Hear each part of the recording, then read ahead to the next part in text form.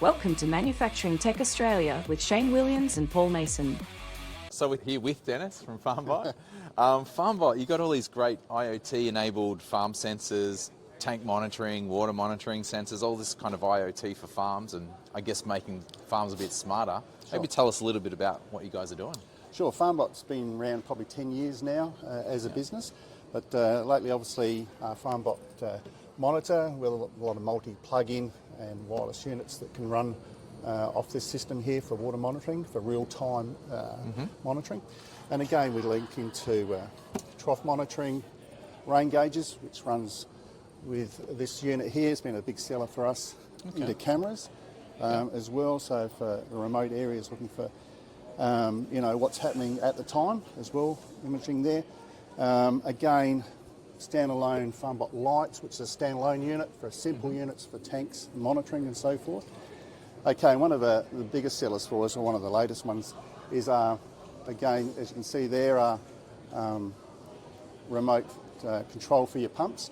Again, you've got a system here that's plugs and plays into existing pump systems, either diesel or your normal pump plug-in, 240 volt or 3-phase, or again it can be plug and play hardwired into the system.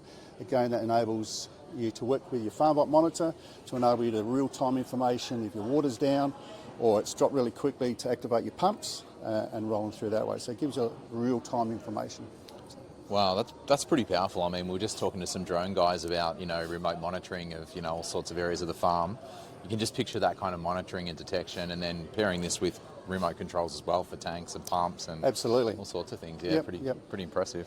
That's right. And I suppose the biggest thing, it's real time as well. Yep. So if something happens, you'll know about it straight away, so you can act on it. So which is the big driver when you're remote and you're miles away from your property.